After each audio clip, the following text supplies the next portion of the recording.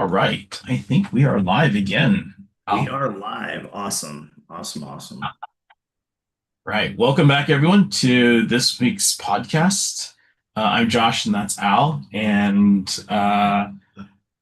wow, let's just say everything is on fire here in LA. Yeah, Southern California in the news again. I think we weren't originally going to talk about this, but events of the past 48 hours have kind of made it a necessity, uh, unfortunately. But that is what it is. I think our goal here is to one, educate everybody, two, try to drive some change and operational um, solutions for anyone who might be dealing with this or potentially could be dealing with situations, and then three, have a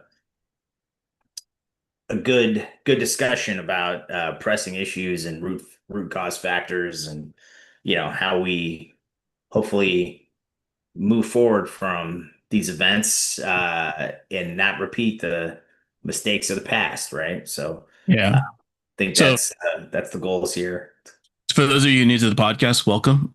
Each week, Al and I take an issue from security and life safety, whether it be from risk management, physical security, corporate security, cybersecurity, security convergence, and we talk about this. So, you know, here we are this week, and we are talking, if I'm not mistaken, Al, we're here to chat about the fun that is the matter of perspective here.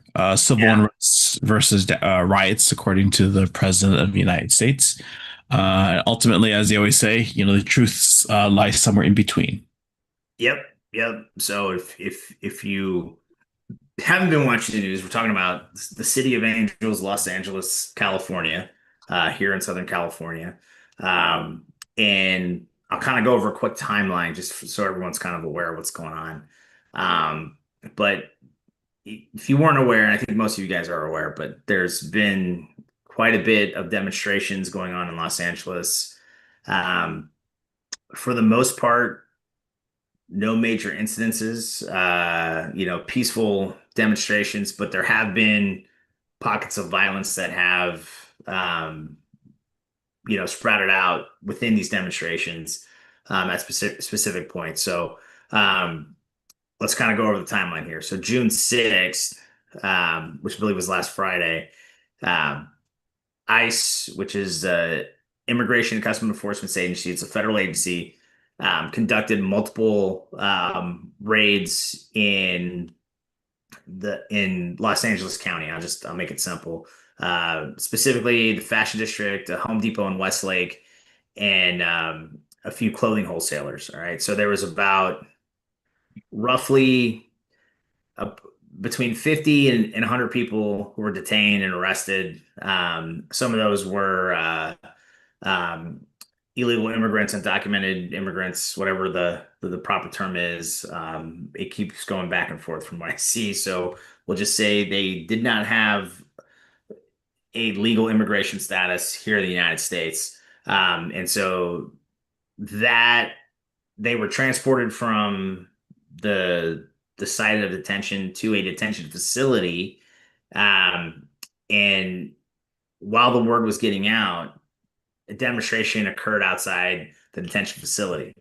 Um, and that kind of I don't want to think saying caught fire is the wrong term because it insinuates that there was violence or like something was burned or arson. That's not what happened, but that event went viral on social media, and more demonstrations were organized. There was some during that initial event on June 6th. Police did respond, and they declared it an unlawful assembly. I believe this is because there was no demonstration permit issued by the city for this. So um, law enforcement came in to basically break up the protest demonstration, and around I think around 8 o'clock, a citywide alert was put out. by LAPD, which authorized the use of less than lethal weapons, non-lethal weapons, to break up unauthorized, unpermitted demonstrations. All right, so that was day one. Day two, um, more demonstrations. Okay, Paramount and Compton areas. Demonstrators were blocking the streets, using shopping carts and then throwing debris. Um, and this was specifically to stop ICE agents from getting into the area. So it was an attempt to prevent, um, federal law enforcement from coming in and conducting the raids. Now, at this demonstration, uh, damage was done to ICE vehicles. Federal agents were attacked with debris, and then more non-lethals were deployed by federal agents to break up the demonstrations, to move the people blocking the street so they could continue on. Um, Now, the key point about day two is after that event, that's when the National Guard was mobilized. So essentially, day two, um, we now have the California National Guard being federalized, essentially, where the federal government takes control of a state controlled organization. All National Guards, for those of you who don't know, are are typically controlled by the governor of that state. They're not a federal asset until either a state of emergency is declared, and that's typically done by the governor themselves, or if there is typically it's a massive natural disaster where more help is needed in a particular part of the United States. And so therefore the federal government can come in and leverage other National Guardsmen from other states to support that. It is very rare that without the governor's consent, the federal government will come in and federalize National Guard troops and then deploy them in that same state, to support law enforcement functions. So that was a move that we haven't seen in quite some time. Actually, I have the last date, I believe, when that happened. Give me 1 second here. I think it was 1957. President Eisenhower, um, federalized National Guard troops without the state's consent in Arkansas to enforce school desegregation. So we're talking a very almost 75 years, or I believe my math is right, since a National Guard uh, has been federalized without that governor's consent. So this is we haven't seen this in a very, very, very long time in this country. But it's important to note that the National Guard was sent in without the governor's consent, and we'll talk about kind of why that's important a little bit later on. But I want to get through the timeline. Um, so that was day two, June 7th. June 8th, third day, which was yesterday, right? We have 300 National Guard members deployed around federal buildings to reinforce the security presence. And that's important to note that the Federal Protective Service, which is another agency, is typically the ones responsible for security around federal buildings. They're not a very big agency. They're not a very big organization. They're typically augmented with local law enforcement, when demonstrations occur, such as like in this case would be LAPD or LA County Sheriffs. Because of the widespread demonstrations across the area, the National Guardsmen came in to reinforce the federal buildings, not the local police. So it's good to kind of put that. Um, City Hall, there's demonstrations there. Um, Freeways are blocked. The 101 was blocked for a point in time. Um, and there were incidences at the Metropolitan Detention Center again. Um, more more non-lethal were deployed, flashbangs, smoke, tear gas. Um, at this point, the city of LA and Governor Gavin Newsom of California demand the federal troops be removed. And so there's an official letter that goes out to the current administration to release the National Guard troops and bring them back under state control. Concurrently, Pete Hegseth, the Secretary of Defense, um, places Marines from Camp Pendleton, 1st Marine Division in 29 Palms, out in 29 Palms, California, on high alert, and he threatens that they will deploy Marines into the city of Los Angeles to support federal law enforcement missions. Now, this hasn't happened where Marines have actually come in to support within, outside of the border, within a major metropolitan city, to support federal law enforcement. This hasn't happened since 1992 during the Rodney King riots in LA. And But that was I after thought 3 days of rioting. What's that? I thought the in I thought after 9/11 they were also around too, the Marines. They were in a, but not supporting federal law enforcement in that Oh, capacity. that's right. Yeah. They're just supporting more. So They're just doing stuff like basic security at airports and like that. correct. Right. And that's a good point. It's a good distinction. So it's not uncommon for active duty military to be, mobilized or used to support certain functions of the federal government. That's not uncommon. What is uncommon though is for them to directly support domestic law enforcement. And the why this is important for everyone to understand is we have what's called posse comitatus, through the Constitution, which essentially means that military troops, and the National Guard doesn't necessarily fall under this because it's technically a state militia, but active duty military troops are not supposed to be leveraged to support domestic law enforcement.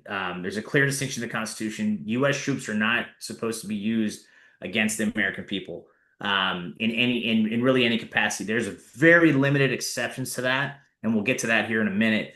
But this hasn't happened where we have Marines supporting federal law enforcement operations in a major U.S. city since 1992, and this was 3 days after the Rodney King riots in Los Angeles because of the basically the widespread destruction. Um, the National Guard was in place, but could not get a hold of things. They deployed several Marines from Camp Pendleton to help augment the security and stability operations within the city of Los Angeles. So this hasn't happened in quite some time either. But this is, again, these are all little important milestones, which we'll get into here in a little bit. Now, Los Angeles Police Department essentially um, says downtown LA is off limits for demonstrations at this point. So they basically say everything is unlawful assembly, and this is due to several trash cans being lit on fire. So, and there was some looting reported as well. Right now, what I'm unclear about is if the looting was done by people who were demonstrating or if it was just opportunists. My understanding is I think it was opportunists who were looting. They weren't necessarily related to the people who were demonstrating, right? So we'll see what happens. Now there was, and it's going around on Instagram right now. There was a reporter who was hit by a rubber bullet. However, I'm not insinuating that she was targeted by LAPD. She was just in an area where there was a lot of demonstrations happening, and non-lethal crowd control was used to include rubber bullets and flashbangs. And she was between the demonstrators, and she was between LAPD, and she was in the line of fire. She got hit. It's on Instagram. You can watch it. You can make your own determinations of whether she was targeted or not. But that got out, and that caused an uproar, right, within the media community of your targeting reporters. Again, I'm not saying that she was directly targeted. I'm just saying watch the video. It's on Instagram. Make your own determinations and judgment. So that brings us to today. Today, we're 12 hours in today. Half the day is over, right? Where we're at today. So Governor Newsom is announced he's going to file a lawsuit against the administration about the federal guard deployment. some of these protests have died down. But what's important to note is yesterday, David Huerta, which is a big union leader um, down in Los Angeles, and he's been a very pro immigration union leader. He was detained and arrested, and that actually sparked more demonstrations by the union because from what I understand, um, and again, I don't have all the facts. I don't know everything that was happening, but from what I understand, he was detained, um, and people are saying it was illegal detention. He wasn't doing anything wrong. He was just there demonstrating, and they're saying he was targeted by LAPD and detained as one of the not my word, rabble rousers who was organizing the demonstrations, right? So um, the President Trump, has, when asked on a press conference today, has said the protesters are insurrectionists. Um, it's important that we kind of pick that word apart, insurrectionists, because it has a meaning, um, because it can directly tie to the Insurrection Act of, I think it's 1871. Let me just make sure I got I got my stuff here, but the Insurrection Act, and I'm just going to go over this real quick. It was first passed in 1792. So it's a very, very, very, very old law on the books. And I'm not so much concerned about the date it was passed, but it's important to understand that if you're the president of the United States and you invoke the Insurrection Act, this is your way to kind of circumvent posse comitatus. Um, Now, let's kind of just talk about the legalities here. Invoking the Insurrection Act is not commonly done. It's a very limited use role. This is, I don't want to go as far as say it's a nuclear option, but you, if you're going to invoke the Insurrection Act, um, you're essentially going to invite the scrutiny of every civil liberties union organization out there um, to file a lawsuit against you. And most politicians understand this, is that this is not a like run of the mill, like we're just gonna charge you with drug trafficking. When you go insurrection, when you take it to that level, you're essentially suppressing or suspending posse comitatus, which means you are now enabling U.S. troops to fire upon and even take other Americans' lives, which is not something that's done very lightly. So now let's just talk about, there's three main conditions which allow you to invoke the Insurrection Act. All right, and this is important, and I appreciate everyone's patience with me going over this. When a state's governor or state's legislature requests federal assistance to suppress an insurrection. So this comes at the request of the governor, saying that my National Guard, my state law enforcement can't handle this situation. I need you to I need you to invoke the Insurrection Act and send me troops to help this. Now, this did happen in 1992 during the LA riots. The Insurrection Act was invoked. California's governor at the time requested federal help, hence why the Marines were deployed a few days after the National Guard had gone in place. So, all right, now here's that didn't happen in this case. So here's the second point, which I believe, I'm not an attorney, I'm not a legal guy, but this is where I believe that this was the thinking. So without a state's request, the president may invoke the Insurrection Act if there's obstruction of law that makes it impossible to enforce federal laws, and local authorities can't or won't deal with it. All right.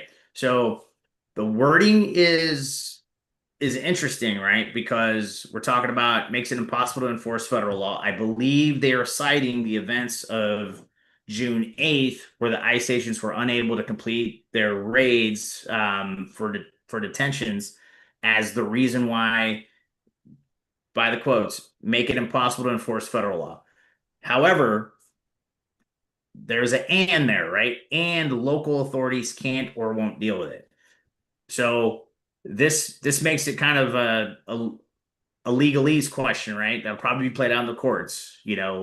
from everything I've seen, it looks like local law enforcement has been there in the mix trying to support the breakup of the demonstration so ICE can do its job. So I don't know how, this will be a further discussion for a later date. I don't know if this holds water based on the wording that I'm reading, right? Again, I'm not a lawyer. I could be wrong. All right. Um, Now the other thing to understand is the Insurrection Act is not a blank check. There are checks and controls on it. The governors do have authority to challenge the Insurrection Act, right? Which I believe is why the lawsuit was filed this morning by Governor Gavin Newsom, because there is a way for this to be challenged in court. But again, we all know the legal process in the United States takes some time and to play out, right? So it's not going to be solved tomorrow or next week. Most likely, it'll take a few weeks, if not months, to get all that sorted out. Anyway, that's where we're at today. And the reason I want to give everyone that broad overview is because there's several implications of all these things, of all these steps which have occurred in the last 72 hours, that could definitely impact, all of us in Southern California.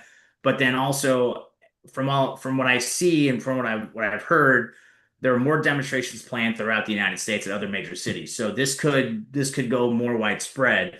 So I think the point of this podcast isn't necessarily to challenge a political viewpoint on how this all went down, but really more so like, what are the implications here for all of you? What are the implications to our organizations? What are the security concerns we might have to deal with? And how do we navigate what just happened, right? And what does this mean for us moving forward? Cool. I just talked for about 5 minutes straight on stuff. Or like 20 minutes straight. Yeah, yeah. But anyway, so Josh, what are your thoughts, man? I just went through the timeline, trying to keep it as factual as possible here. So let's focus on some. I would say focus on some key facts here and everything like that too. I'm gonna pile on some facts as well. Number one, constitutionally, we are allowed to protest. That is a constitutionally Yeah, protected. 100%. I probably should have led Uh, with that. We have a right to peaceful assembly. That's yes, First Amendment right there. First one. and and the key word on this one is peaceful. Right. So let's also divvy up and we'll split hairs here very, very, very finely. Number one being is if you were protesting on the sidewalk and you're peaceful, you weren't destroying property, you weren't throwing bricks, you weren't hurling things at the police, good for you because you did it correctly. That's what you're supposed to Uh, do. if you stood on police cars, jumping up and down, destroying them, if you set fire to Waymo vehicles, if you were hurling concrete and everything like that on over the 101 barrier and landing on top of vehicles, or destruction of any property or hitting any or hurting anybody, let me first say you're doing it wrong. Sorry. You have the right to protest. You don't have the right to destroy property, and you don't have the right to incite violence of any kind. Right. Okay, that's my line right there. So yes, I respect your right to protest. I do not respect your right to destroy people's property, especially property that we, as in collectively all of us taxpayers, have to fund. And by the way, you destroying those property doesn't help us because we have to fund the repairs or replacements anyway. So congratulations, you're not helping the situation. You're just making it worse for all of us in the big picture and the long run. So that putting that aside, let's talk, a lot of these different things here and different things to unpack. Um, I think it's challenging, and especially in this situation, to look at the various political dynamics. As you can see, there are a lot of legal complexities, legal precedents that ultimately impact how we position, respond, and look at things. We can go down the whole analysis of, is the president right to invoke the National Guard? Is they right to do X, Y, and Z? There's a whole, every single lawyer and pundit is probably look at it, including this guy on our YouTube who is insulting the LAPD and calling them some pejoratives, including our governor. Regardless of how you feel, okay, Um, I want to say it's not easy because you're never going to make anyone happy on either side of the political spectrum. Whatever you do, you're going to irritate somebody. But that being said, if you take a look at the perspective of us people who are bystanders, there's a lot of things we need to actually start considering here at this point because there are a lot of challenges associated. So, I mean, I think the first one we should, start thinking about here and looking at here is, just think about the dynamics here that's going on associated with life safety. And I think you brought up, I think the one reporter that you're talking about was the NBC reporter, no, not NBC, ABC 7 reporter who had her back turned and she had a rubber bullet fired at her Yeah, and yeah. it hit her. Um,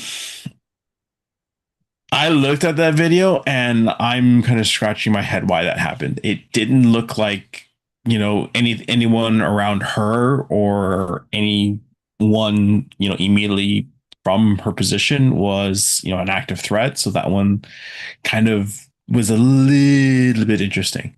But I would It, say though at the same and I'll time, bring up too, like we saw this during the demonstrations in Ferguson, Missouri, where there was an Al Jazeera news crew that was offset from the actual demonstration.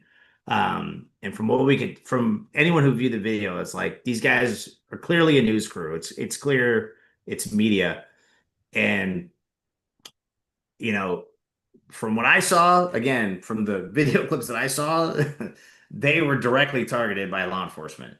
And I don't know if it was because they were media, because they were Al Jazeera or what, but they were completely offset from that demonstration, and tear gas rounds went right to them. So this has been kind of a criticism of law enforcement for some time, especially during the COVID period where we were seeing these demonstrations quite consistently, and news crews were complaining, "Hey, we're obviously we're marked as press. We have press credentials, and we are being targeted by law enforcement."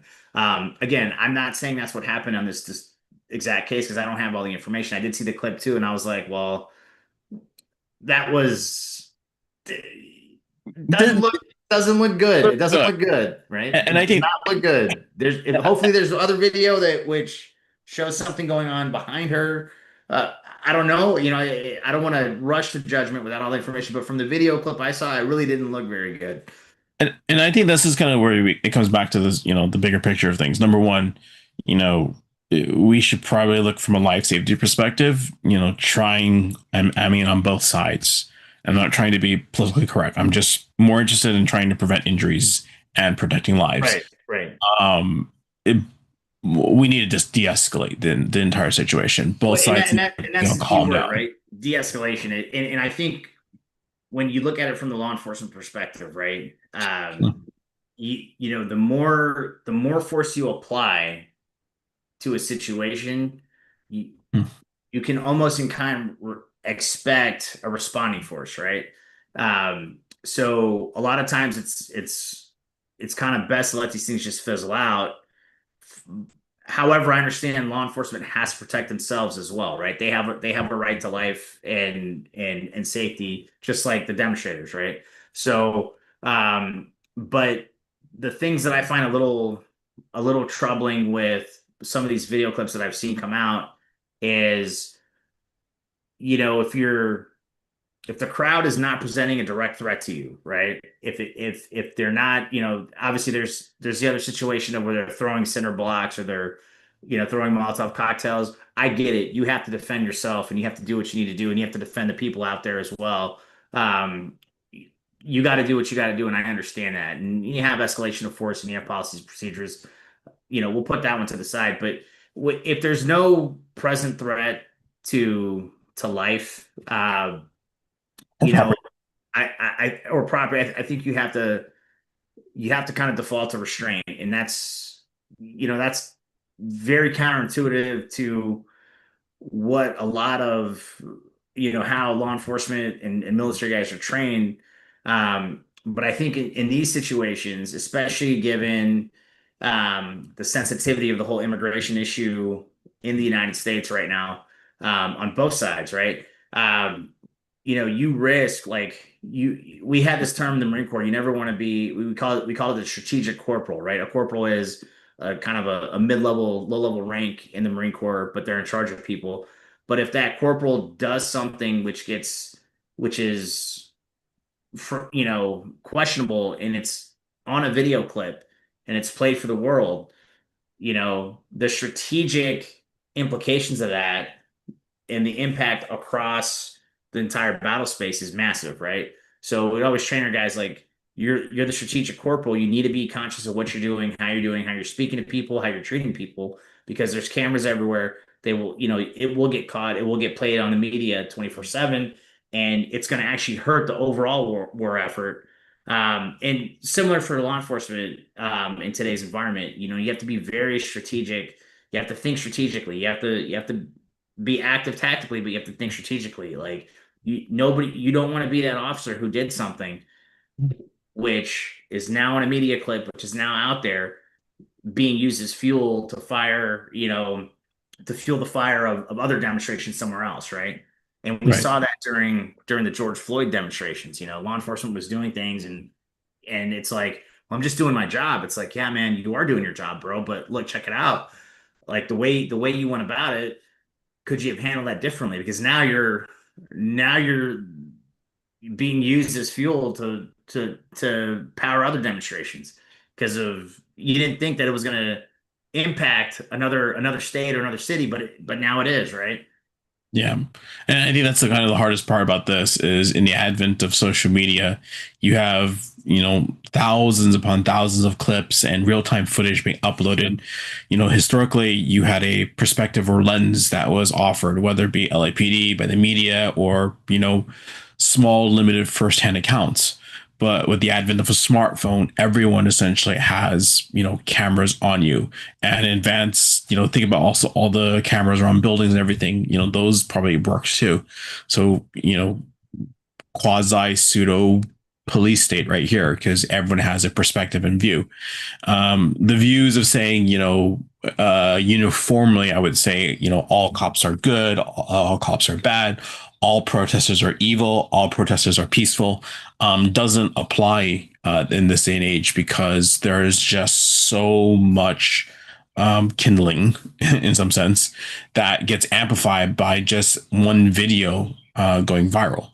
And that just, raises tensions, raises escalations, and it just puts everyone on edge and as well as everyone at risk at the same time.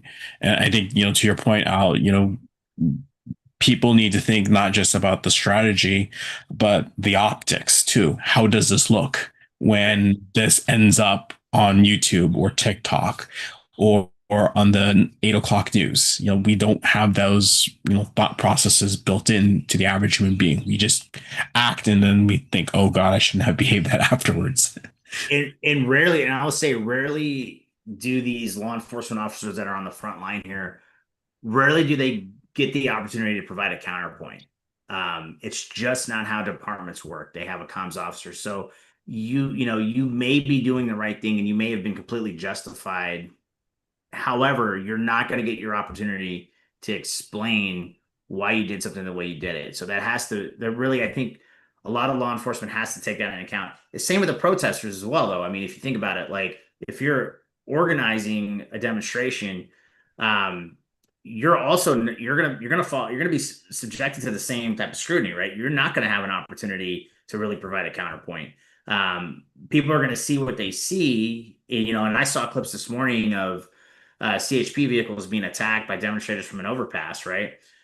But it's important to note that, like, because I'm familiar with the area and I understand what's going on, and I've looked into this, I understand that that's not every demonstration. That's a bunch of guys who were trying to incite violence, and most of them are offset from the main demonstration. But that video clip gets lumped into the overall Narrative. violence, Yeah. right? And so if you're not in California, if you're somewhere else, and that's all you see, those are the only images you see, your assumption is that the entire city of LA must be rioting right now, right?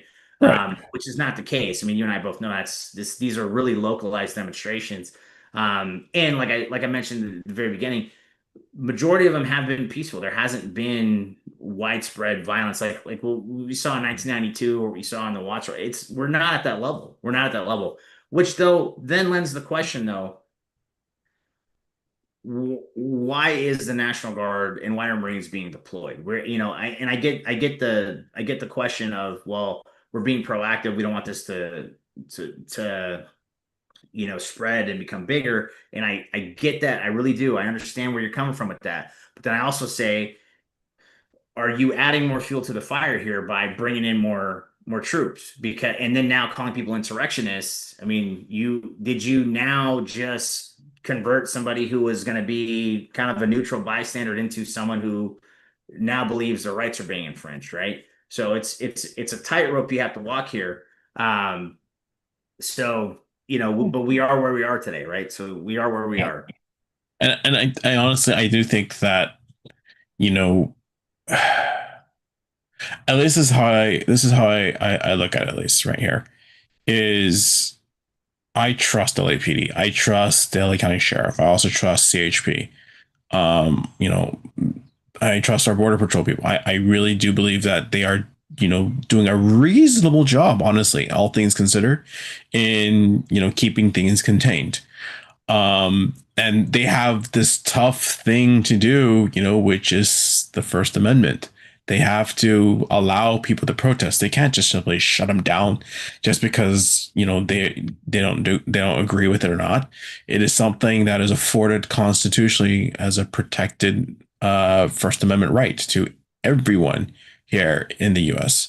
Now, contrast to social media and all the MAGAs complaining about them waving Mexican flags and everything, I think you're missing the bigger point, which is the right to protest. You're allowed to protest any way you want, except if it's inciting violence and you're destroying Right. property and everything like that. Yeah, I mean, agree or disagree with what flag they're waving this week, or whatever demonstration. I mean, that's kind of irrelevant when it Yeah. comes to the First Amendment. You're allowed to. I mean, and I'll say this, and I don't say this slightly, but I mean, we allow white supremacists to have demonstrations waving Nazi flags, right? We literally fought a war against Nazis, where we literally liberated Europe from Nazism, and in America, we will allow people who have those views to still demonstrate, right? Yeah. So, I mean, selective rage, I think, is a thing in the media and the greater overall American mindset. But, it's like, if you're mad about the Mexican flag, then also be mad about guys carrying Confederate flags and Nazi flags and every other, organization, communist flags that the U.S. has actually fought in wars, right? So, I mean, it's interesting to me, and I don't want to take it on a tangent on a First Amendment, morality discussion, but to your point, I mean, the media, I think, has spun a narrative of, look, they're carrying Mexican flags, they hate America, Well, this and that. well, certain medias, specifically Certain, right, yeah, certain media's very, very far right, like MAGA media, and MAGA social media has been waving that. So not all media. I don't like the generalization all media because it also implies, left wing media is also doing the same thing. correct. I mean, I guess my point is each media outlet has its focus points and its selective rage touch points, right? And that's fine. I'm not here to give a commentary on the media, but I think the point is though is that you're still allowed to do this. There's nothing illegal about that, right? There's nothing illegal about carrying a flag of another nation or a another political party or a foreign government political affiliate. We're allowed to do that in the United States. That's legal. Now, the minute you start waving the flag and trying to hit people with it or cause violence, okay, now you don't have the right to do that, right? But you also don't have the right to hit somebody with an American flag either, right? So Yeah. we've got to separate and make the distinction between inciting violence and demonstrating your point of view, right? And Yeah. so I think that gets confused a lot. So why don't we talk about So we know this area pretty well, where the demonstrations are happening. We know there's a lot of businesses there. Um, we just generally speaking, I think we can expect demonstrations to likely spread to other cities. Um, and so, you know, corporate security personnel are going to be on high alert because of this. And there's some ways to stay safe in these situations, right? Right. And so why don't we kind of dig into some of those details? And then there's opportunities too, right? As these things happen, I mean, people are out there being opportunists, pickpockets, guys who run cyber scams. Scan this QR code, man. Get you a free demonstration t-shirt, right? And take all your data and your financial information. Right. So why don't we talk about ways to stay safe, given these situations, some tips and other good stuff. Right. So I think so first things first, as a reminder, even for those on the cyber side, life safety is still paramount. It is your priority until last person is safe. It is the priority to undertake. Um, Property can be replaced, technology can be replaced. They can all be replaced, but life safety is still the very most important and utmost concerning thing. Concern of things. You learn that in the Rodney King riots here in LA, where people were getting beaten up and everything like that. You saw on television, like the famous, infamous scene where was it the gravel truck driver was at the wrong Yeah. place, wrong time, and got beaten up just for being at the wrong place, wrong time. You Yep. know, Right in the intersection. Yeah. yeah. So track who you are, sorry, not track who you are, track where your people are, track where everyone is. Just be cognizant and mindful of where people are going to be for the time being, especially if you think about your traveling people. And then just keep them apprised as things develop. You have to keep them apprised, especially where they work or where they sleep in a hotel. I mean, or any small range of function. Just be mindful of that. And I would say that the hardest part about this is not just so much the alerting process, but the response process. So, a good example is my mother went to her annual Sunday of meeting with friends in Chinatown meeting. So she does that for lunch and then she usually stays there all day. And then when everything started getting out of control, well, I knew she was roughly about a mile away from it and I couldn't raise her on the phone. I'm like, oh, great. What the heck? Like, come on, at least acknowledge that you've received this message and that you're okay or something like that. And that was a very hard moment because I was there like watching, like, okay, she's not picking up, send message, not picking up, and that goes for the people who are being protectees, by the way, too. If you're getting these messages, please let people know that you're okay. Because they're going to be freaking out too until they know you're in a safe and secure spot and location too as well. Because they're going to be wondering, do we need to send somebody in? Do we need to call somebody? And it might force unintended response, instant response processes. Yeah, yeah, absolutely. I think it's important to kind of understand like some of what's happening here. Like if you're in proximity to a demonstration, right, you got to understand that if people have their cell phones out and they're live streaming and there's news crews around, right, those cell towers are getting taxed pretty hard. So you've got to understand that like you may not be able to get a signal out. You may not be, especially if there's a 911 event occurring, if there's an emergent event occurring like a fire or the demonstration turns violent. You're gonna have a ton of people calling the 911 exchange, which means you may not be able to get a phone out or a signal out. So I think it's important for everyone to understand that, like, if you're tracking people that are traveling to these areas where demonstrations might occur, have some type of alternate comms, have an understanding of where they are, when they're going to be there, when they're planning on leaving, when you should reasonably expect them back at the hotel. Do your daily check-ins, make sure they're okay. From just a family loved one perspective, um, you know, routine check-ins, right? Like, hey, I'm leaving, I'm going, downtown LA to go to work. Cool. Got to the office. I'm inside. I'm safe. Great. As things progress, hey, walking out for lunch. I'm good. Just take that peace of mind. Give your family or your friends, your loved ones the peace of mind that you're fine, that you're safe. If something does occur, um, I always say have an escape plan wherever you're going. Figure out how you're going to leave that area quickly and efficiently. Um, I would definitely recommend, this is just me personally, um, if you're not there to demonstrate, like I would leave the area personally. That's just me. Like if you're not actively part of the demonstration or you don't feel the need to demonstrate, I would just leave the area. Go about your business unless you have to be there. I would just leave the area, request remote work if you need to. We saw this happen during the fires, the wildfires, the Palisades fires. We had individuals, I know individuals, the fires were burning, and they're like, hey, I don't feel comfortable going into the office in Santa Monica, so I'm going to be remote for the next 2 or 3 days because, I just don't think it's safe for me to go up that way. And most employers will be good with that, especially when it comes to life safety. If you're an employer that's not good with that, I think you need to reconsider. I think you need to reconsider um, some of your policies there.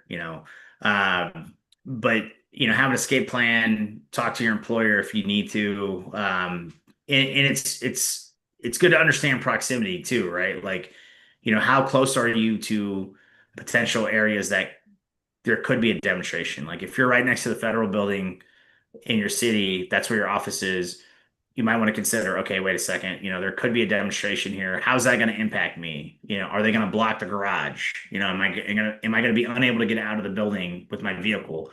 Am I going to have to walk out of here and get an Uber and go somewhere else?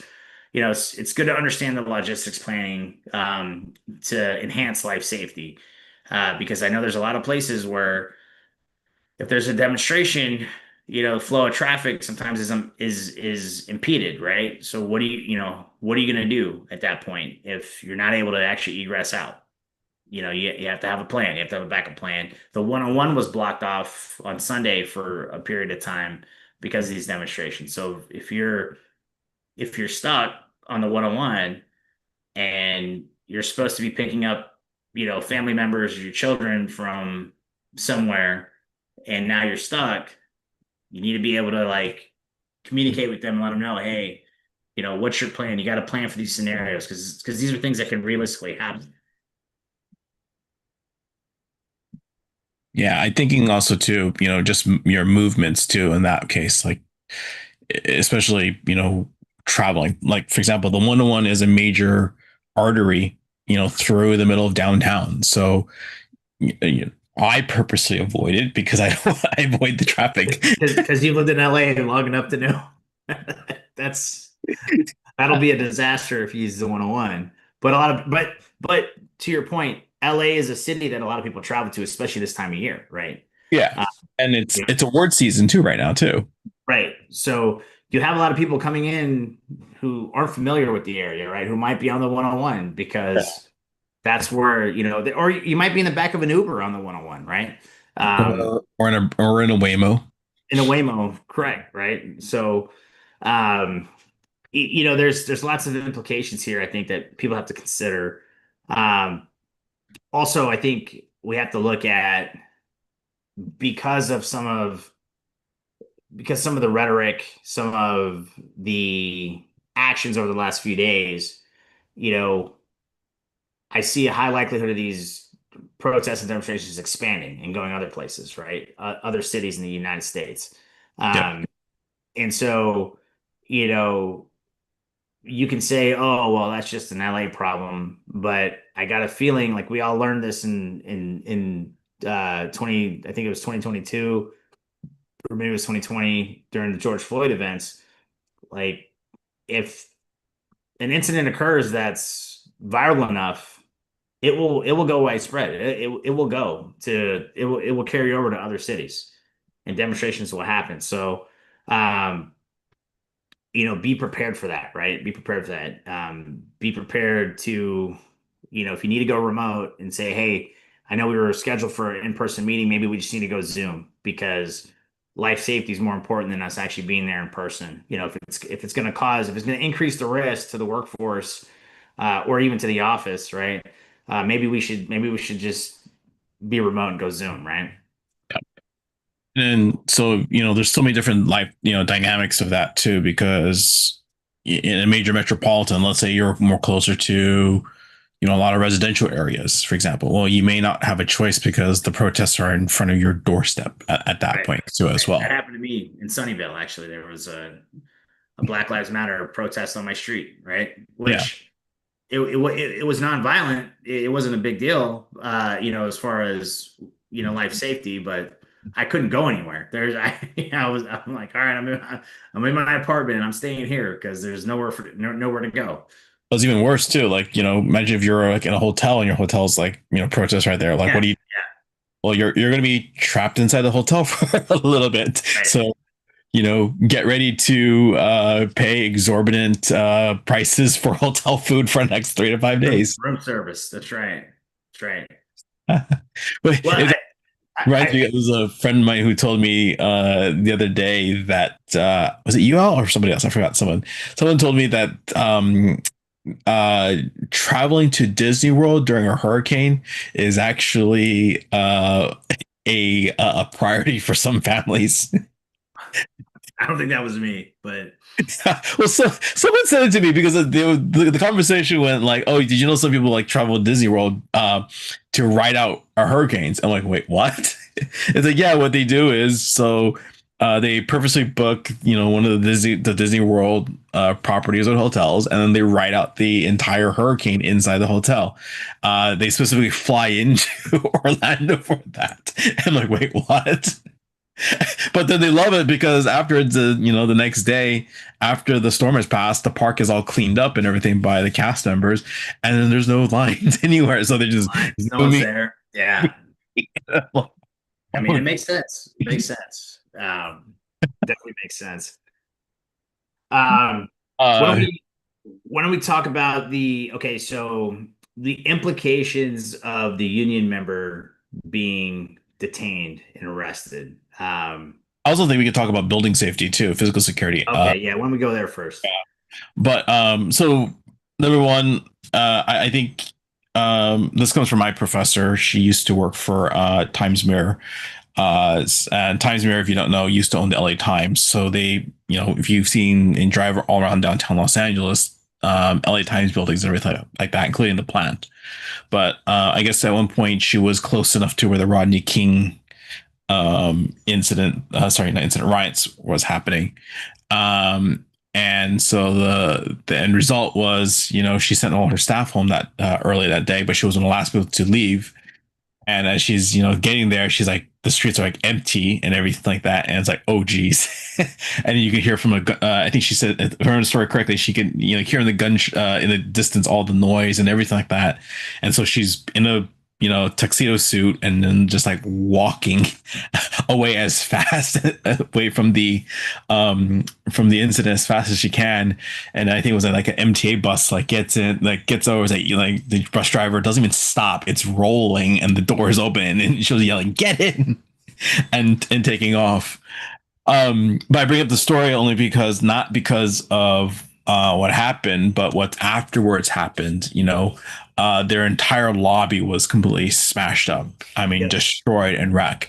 Everything above, the building was fine, but down below, everything was just catastrophically destroyed. Um, Protesters, looters, whatever, did get into that lobby space, but what the security team did was they locked down all the elevators, so elevators were not functioning. All the stairwells going up were locked, so you couldn't go up to the upper floors. So at the end of the day, the building was just complete, on a full lockdown. So even though the bottom of the building was compromised, on top it was fine. But let's think about this and dissect this multiple ways. So you have property damage, furniture damage, glass damage. Potentially, you may have to break your seal of where you're turtling because you're above. In some sense, I could think of like what happens. They decide to pow all the furniture into a corner and just set things on fire. Yeah, right. You know, Now what happens and everything. So, as I'm thinking about this, like there are just so many different situations, scenarios. And this is, by the way, 1992. We're not talking about the age of computers, cell phones, technology, and all that stuff.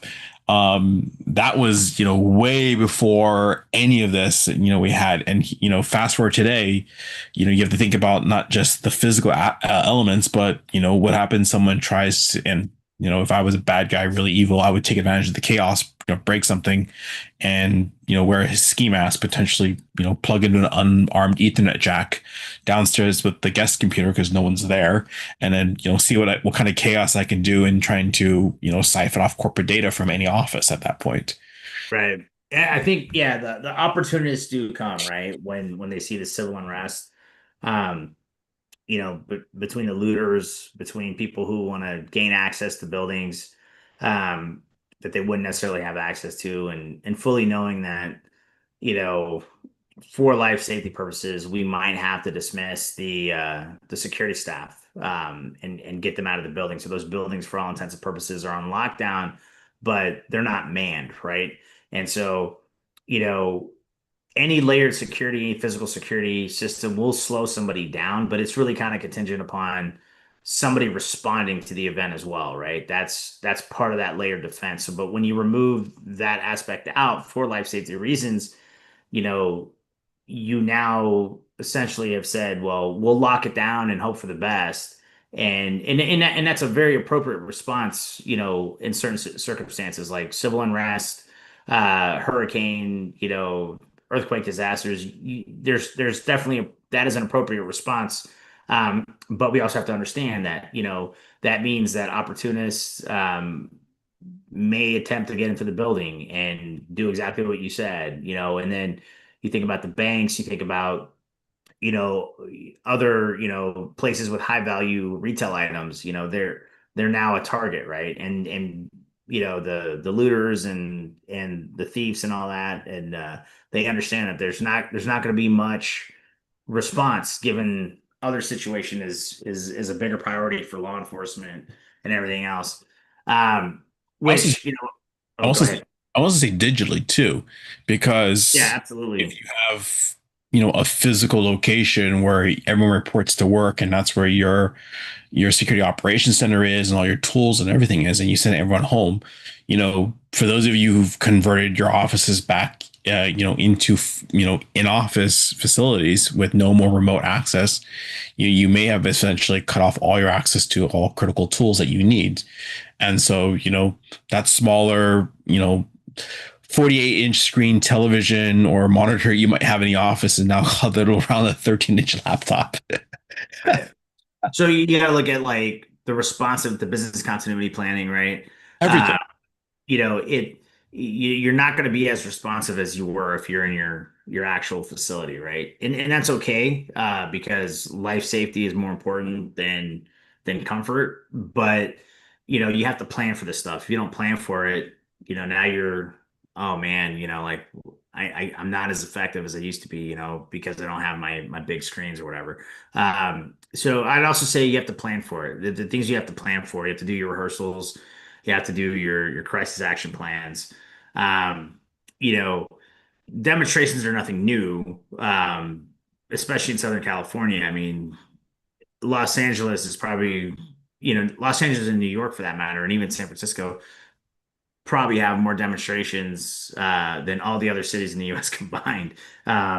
It's not an uncommon occurrence, but when they get out of hand, it can quickly descend into chaos if it's not managed well. And I was, so, oh, I was go just ahead. thinking like how crazy it would get if, um if you really wanted to take advantage of the fact that,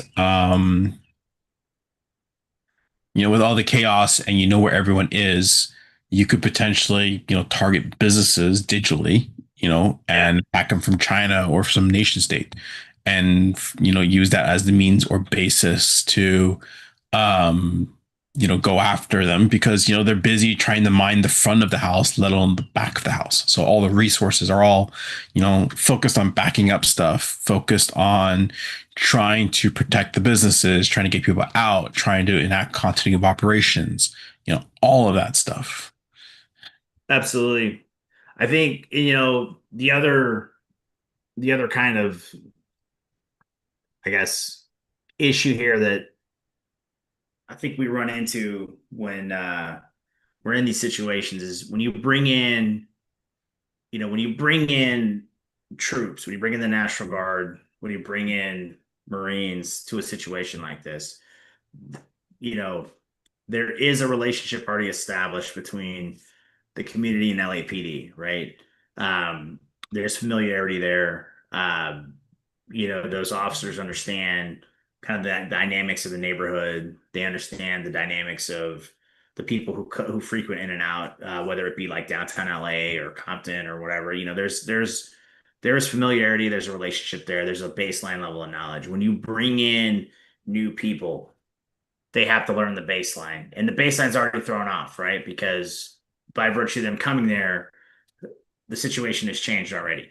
Um, and so, I what I worry about is, does some, going going to a building or going into an area where normally you would have free access, free range of movement, a lot of mobility, when that gets constricted because you have National Guard checkpoints, to prevent the flow of people coming in and out or to slow it down, you know, what does that do to that relationship between the community and the local government or the um, law enforcement apparatus, right? Starts, when you're now being treated like you don't belong here, or you have to prove to me that you have a reason to be here even though you've been living in this neighborhood for 20, 30 years, or you've been working at this building for 20, 30 years, and everyone around you knows you. And all of a sudden somebody from another part of the state or an active duty Marine is there telling you, no, you can't,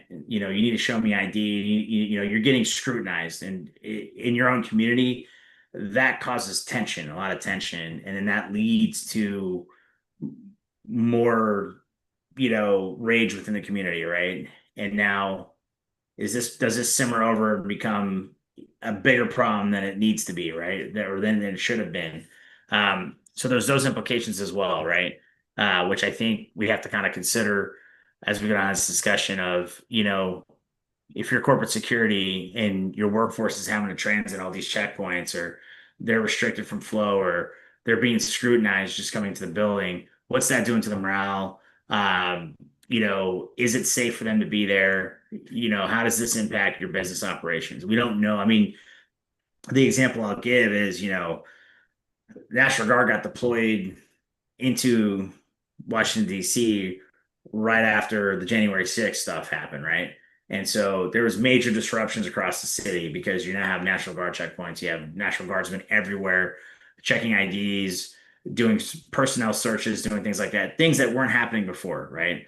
And so that caused a lot of disruption in Washington, D.C. And it's like, we got to get these troops out of here as fast as possible, as soon as we can, because you guys are really preventing me from doing what I want to do. And I get it; they have their job to do, and I'm not saying that they're wrong in any way. They're following their orders. They've been told to do something to prevent something from happening. Totally get that. Not blaming them in any stretch of the imagination, but this is something that occurs when you have this dynamic, when you start bringing in troops into these, major urban areas and start restricting flow, and it becomes intrusive, and it causes divisions in the community. It does fracture that trust between the local government and the security apparatus, right?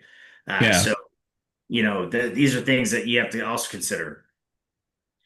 Right. And I think there's a lot, just beyond just that too. It's just thinking about all the major crazy dynamics of just everything that goes on.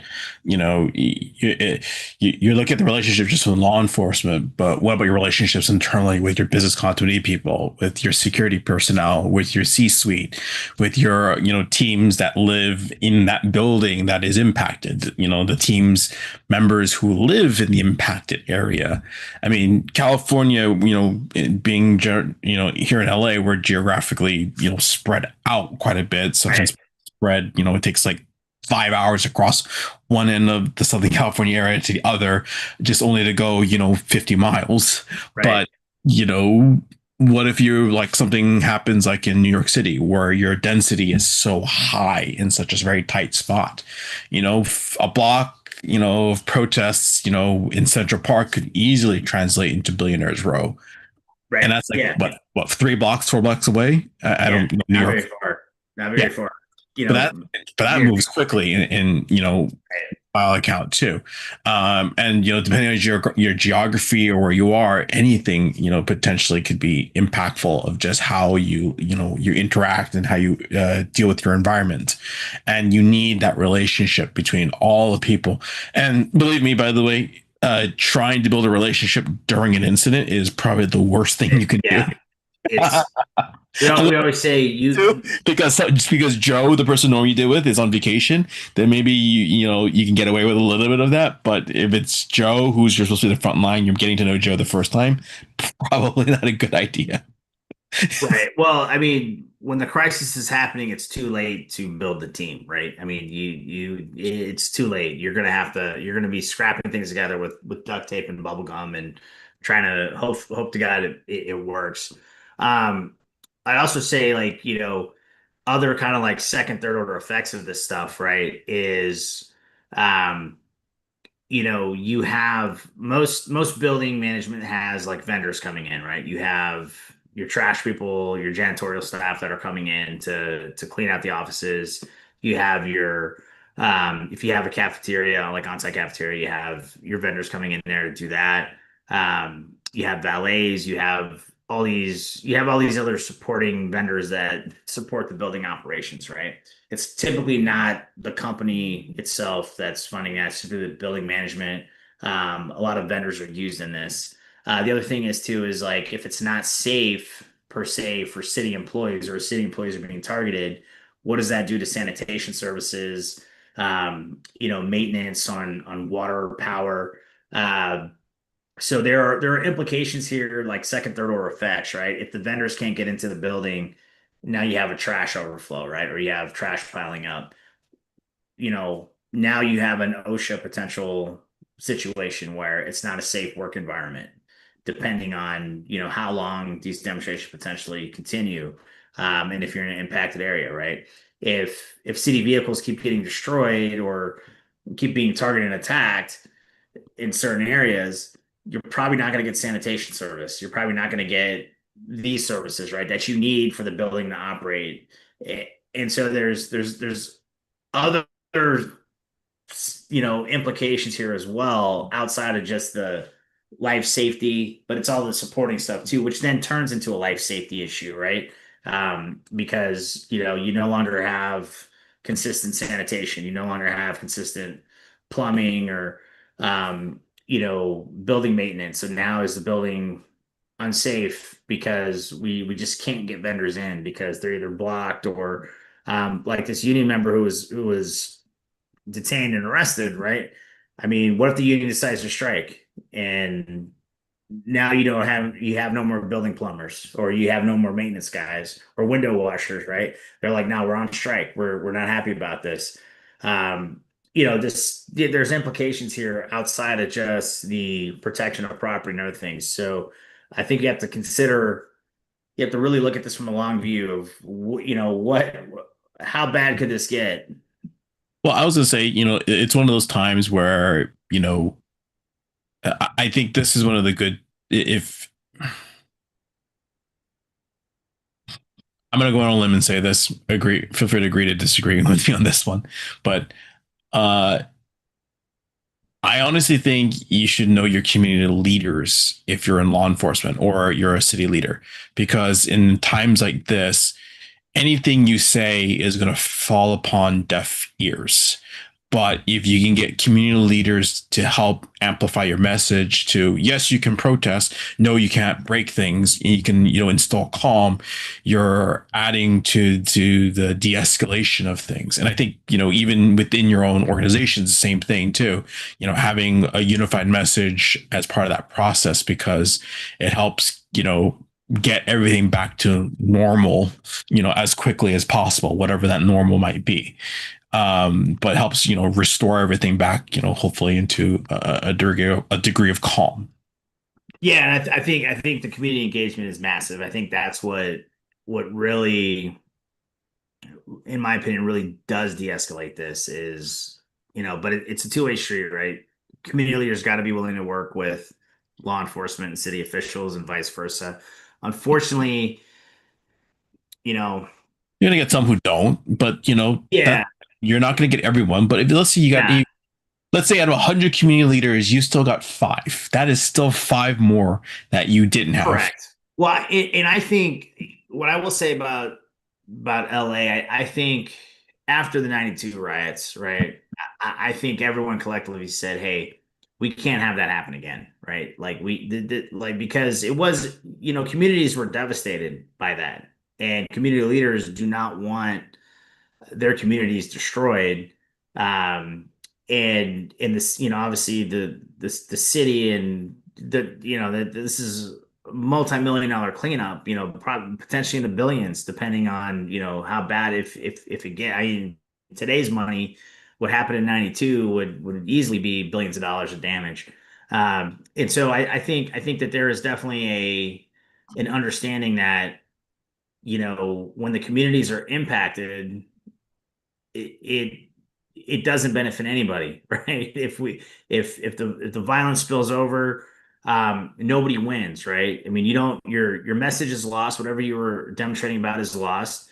Uh, Law enforcement doesn't want to, they don't feel safe supporting the community because they feel, they're everyone's at odds, and that's not a healthy environment. And community leaders are on the hook now of like, hey, our community got destroyed. What are you going to do to go rebuild it, build it back up? So, um, there's the business aspect, right? You know, Local businesses and even corporations, do they really want to be in that area if there's a risk of potentially looting, arson, or destruction of property, harm to staff? The businesses don't want to be in those riskier environments.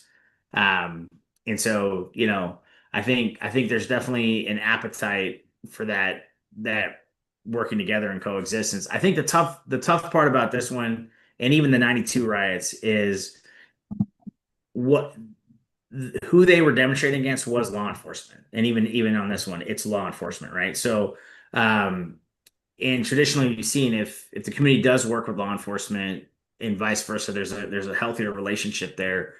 It things things move much peacefully, and there's a mutual understanding on both sides. With this being federal law enforcement, I really do believe the sentiment is this is an invasion, of Southern California, especially in some of these immigrant communities. And that just is really hard to get. It's really hard to challenge that narrative, when you're in that community and you're seeing National Guard troops, you're seeing a militarized police presence, and you're getting rhetoric from, multiple different angles. It makes that relationship much harder to foster, given those circumstances, unfortunately, right? Yeah, it does. And I think that's kind of the bigger picture.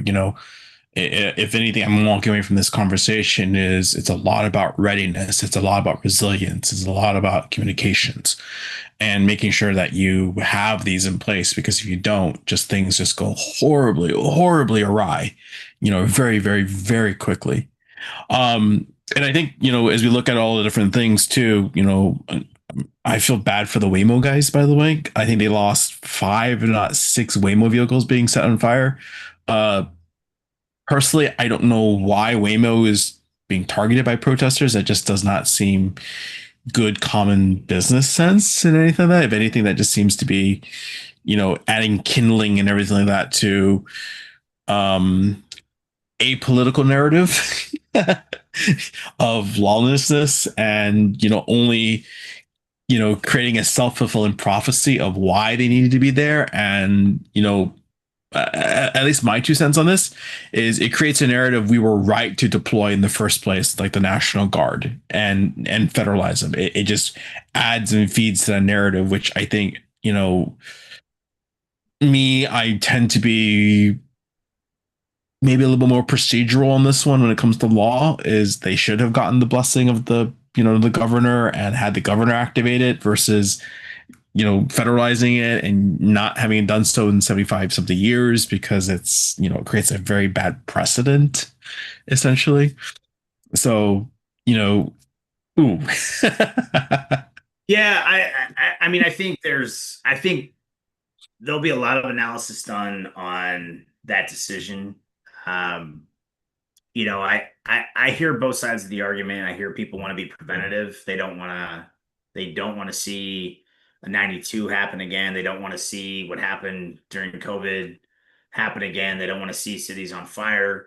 I understand that. And I look, I get it that law enforcement in California specifically has been understaffed for quite some time, and that there may have been a rational justification on for that aspect. But I do believe also that um, from a broader sense, I mean, if you want to like if I look at this from a big picture of you don't want this to become a national issue where you're dealing with this in multiple different major metropolitan areas, and now you're dealing with the fallout of that, right? Of these police departments being tied up, dealing with demonstrations based on actions that happen in another demonstration, and the national narrative, we're all consumed with what's happening here, and it becomes a kind of a chess game between the federal government and the state governments, and we're all kind of caught in the middle. I think that there's a strategy that really has to be employed here, which allows you to enforce federal law without you know isolating and essentially um, almost patronizing the state governments, right? We just the nation, in my opinion, the nation we can't function that way um, where the federal government and the state governments are at odds on every issue, or multiple issues. that are Um, that are provoking, one of your biggest tax contributors. Or even then, I mean, not even the tax contributors, just the fact that you're just poking and prodding, and your actions are drawing swift condemnations from not one, not two, but 20 plus state governors. That's a right. third of our nation right there. Like, Right. I think this calls into question a bigger issue of you know what what how is that relationship going to take progress moving forward, if you're withholding, because we have to look at the big, you're withholding federal funds from one of the biggest contributors to the federal government, the state of California, from the tax base alone, because you're not happy with the response of a municipality that was democratically elected by the people who live in that municipality. oh, Uh, and that's just not really just that's that. Just that. It's like the party of Lincoln has always been very much about states' rights. that's the irony here, a little bit, in my opinion, is I mean, this this was part of the platform of states having more control of what's going on, right? Uh, this just doesn't seem in line with that. A good, bad, or indifferent, whatever. Everyone can have their opinion on it. But it just seems to me like this decision may be criticized quite a bit. You know, and unfortunately, the Supreme, I don't mean to say unfortunately. I mean the constitutional process is in place for a reason. Well, Um, I, I and I You would know, also offer to the constitutional process is there, but even if the process was not there, you should probably avoid pouring gasoline on the situation to inflame the situation even further. correct. I Like would agree with that. anybody, including I don't care if you're the president of the United States, you should not be pouring gasoline and trying to, stir the pot for good reality TV. I will say this. I will play devil's advocate here for a minute and say, the state of California has not cooperated on immigration liaison with ICE and DHS and Border Patrol due to the sanctuary city laws, and even the statewide proclamation of we're not going to cooperate with federal law enforcement on this. Um, That's what the court system is for. You take them to court for it. Well, I agree. I agree. There's a legal process for that. But I mean, do you believe? I throw this out there to anyone though. Please add some commentary. But I think there is a viewpoint that this could have all been avoided because there would have been liaison between ICE on the raids. There would have been cooperation with LAPD. It wouldn't have been such a surprise. It wouldn't have been framed as an invasion. It would just been framed as we're just enforcing immigration laws in conjunction with local law enforcement and state law enforcement, which is how it's traditionally done in other states, right? Where essentially ICE, Border Patrol, DHS will come in and say, "Hey, we have these individuals. We want you to detain them, and then we'll process them." But it's typically the local law enforcement that is going to handle that, unless it's a key leader, key individual that federal law enforcement feels that they want to do it. And then there's a natural, immigration piece where if you're stopped at a traffic stop for a traffic violation and it comes out you don't have the status, you're then detained and transported and all that. So that doesn't necessarily happen here in California. And so I'm just playing devil's advocate and saying, does the state also have to go back and look at some of these things and say, hey, you have an administration that ran on a strong immigration policy, a strong border policy. You're a border state, and you have a policy right now which potentially leads to that conflict as well. It feeds into that, right? Is it maybe time to go back and look at that and say, hey, maybe we do need to work with federal law enforcement on this so we don't have this invasion syndrome. Correct me if I'm wrong, but the last time we've had any sort of civil unrest here in LA prior to 2025 was 21, 22. Yeah, it's been a few years. Yeah, but ironically, it's been under the same presidential administration. The sanctuary city rules have not changed in the last, 5, 7 years. It hasn't. It hasn't. So But I think my point is it's more so how do you adjust and change with a new administration, right? Um, Granted, Gavin Newsom did run on we're going to maintain our sanctuary status, so I get he's got to deliver on that political promise as well. But I look at it from the big picture of clearly the current administration is going to continue ICE raids. They're going to continue, they've run on this, they're doing it, they're going to continue doing it, and it doesn't seem like they are going to slow down anytime soon, right? So for the overall bigger picture, it's maybe you say, okay, violent criminals will help you with that, but everyday people, just guys who are working with don't have status, we're not going to help you with that. But the guys that unequivocally can say yes are doing really bad things, drug traffickers, human traffickers, high level gang leaders, we're going to help you get those guys, right? right. Yeah. Okay. I think you and I can talk for another 3 hours if you want to Probably talk could.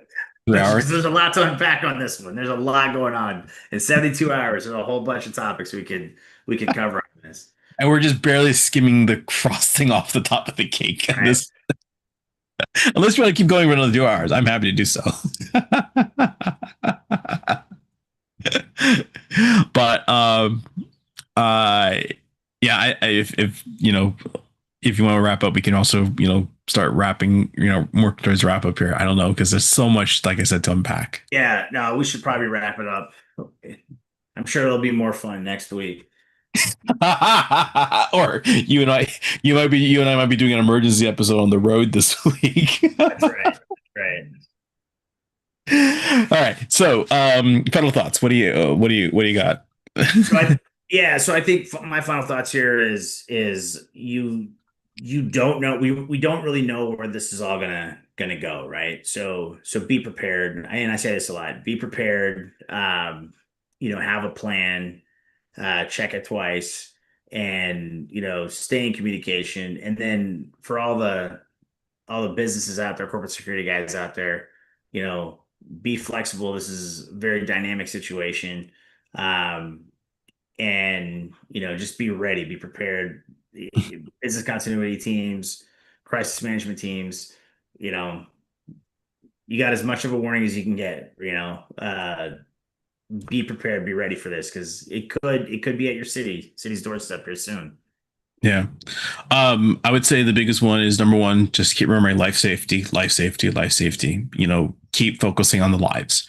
Property and possessions can be replaced. Yes, you have the painful insurance process and everything like that, or you don't have insurance, you have to self-fund it, whatever. But keep in mind, life safety is still paramount. At the end of the day, no amount of money can bring it back. And number two, you know, I would say look for opportunists. I think that's the biggest one. It doesn't have to be physical opportunists; it can be digital because they know that you have another fire, happening, and you aren't going to be guarding the other hen houses at the time, knowing that you're having, to deal with that fire at that point. So keep an eye out for those opportunists because they will come, and then They you might will take be the late. opportunity. You might be too late on that one before you realize it. So, all right. That's this week's episode. It's a little bit on the longer side. I think we're at hour 30 this week. Oh Almost no, wow. hour 20. Yeah. Probably should have gone another hour and 30 talking about all the fun and games that have happened. So Yeah. All right, folks. We'll see you next week, and let us see where the topic goes. This was a fun, unplanned one because of all the fun that happened last week. So we'll see what we'll bring in next week's episode here. yeah, If you have anything you want us to talk about or discuss, if you want us to amplify one of your messages saying something less than polite, we're not going to do that. But if there's a comment or discussion you want us to hear about and talk about, drop us a comment, drop us a like, follow the channel, and we'll see you next week.